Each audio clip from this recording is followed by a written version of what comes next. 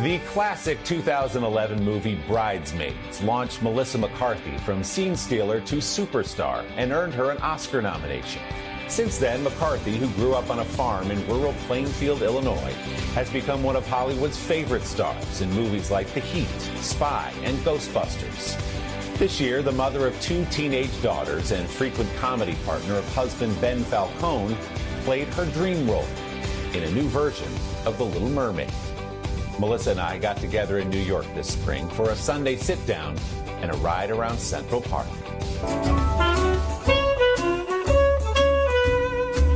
We're subtle, aren't we? Yes. This we like to. We just blend in. Where does the city start and where do we end? This may be my premier mode of transportation. I'm having a bit of an epiphany here. Melissa McCarthy is a comedy hero.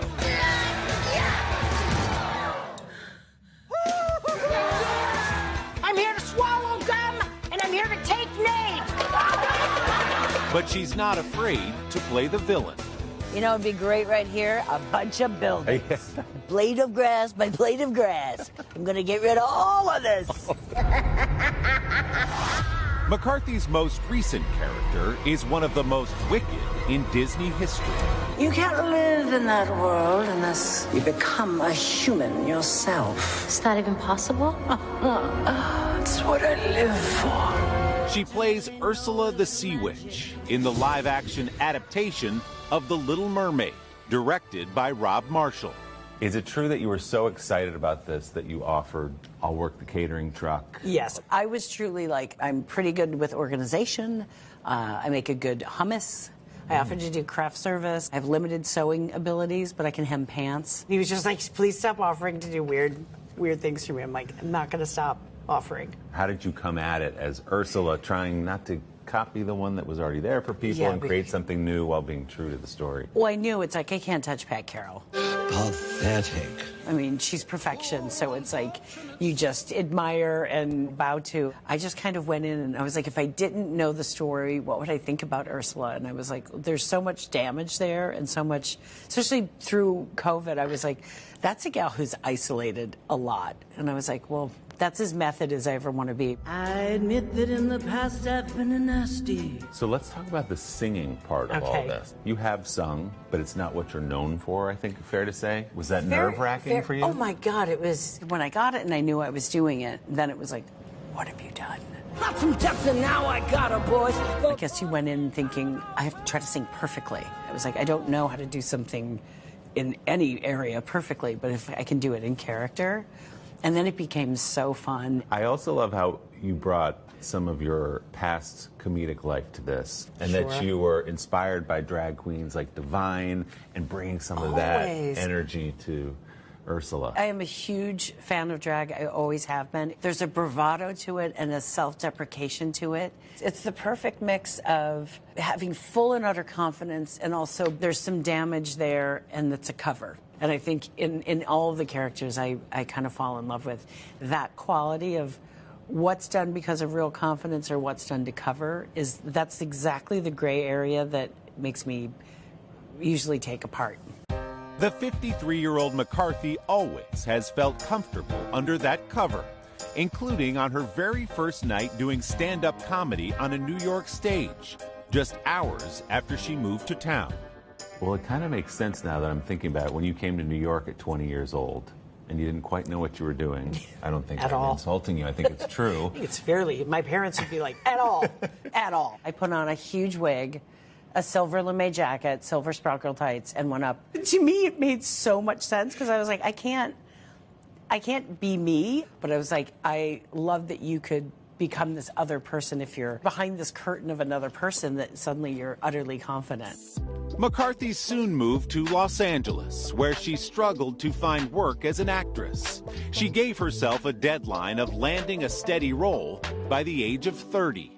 If you're out on the road. Just 2 weeks before that birthday, she got the part that would change her life on Gilmore Girls. Is something burning? My bangs earlier. Go on. And it was the first regular job I had ever had as an actor, for sure. And I thought, oh my God, I'm so grateful for that. You know what's crazy too is Gilmore Girls. I can speak from experience. My wife, during the pandemic, she watched it with my daughter, and they got through every season. Oh my God, it's had legs on it that I didn't expect. It was a really comforting little world. It was really fun to do. I mean, it was working with such nice people, and just to have a regular job. Yeah. I mean, no one was more shocked than me, or maybe my parents.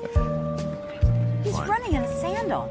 Oh my God. He's running in a flat, beach sandal. Is that a Tiva? What is that? Oh, look at that. Yeah, they're bicycle built for two. I'm generally against those. And I'm always the one where I'm like how long can I just kind of coast? Exactly. Few people make us laugh like McCarthy does, as an identity thief, an undercover spy, and of course, as a bridesmaid. But in recent years, she has taken on dramatic parts too, like the hard-drinking author Lee Israel in the film Can You Ever Forgive Me?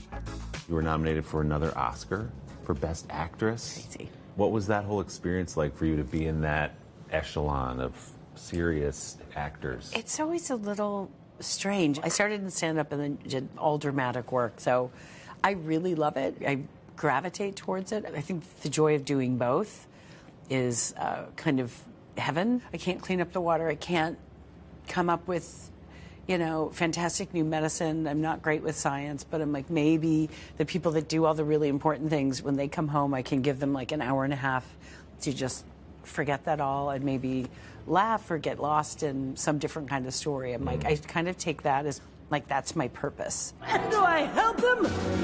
Yes, indeed. A purpose that has guided McCarthy to that once-in-a-lifetime role as Ursula. A 60-foot clamshell has never come my way before. If it comes again, that'll be weird. But I'm ready for it. Yeah. Oh, I only play it's octopus or nothing. Well, this will be played later to be like, oh, they even talked about it. They laughed, but they knew. He definitely knew. Willie knew.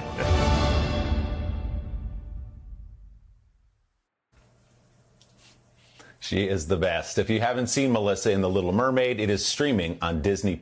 And we are excited to say her new holiday movie, Genie, begins streaming on Peacock this Wednesday. Our thanks again to Tavern on the Green for hosting our conversation, and to the very lovely pedicab driver who guided Melissa and me through Central Park while we commented on the joggers. Don't forget to subscribe to the Sunday Sitdown podcast to hear the full extended interview with Melissa McCarthy. You can find that on Apple Podcasts or wherever you get yours. Hey, thanks for watching. Don't miss the Today Show every weekday at 11 a.m. Eastern, 8 Pacific on our streaming channel, Today All Day. To watch, head to today.com/allday or click the link right here.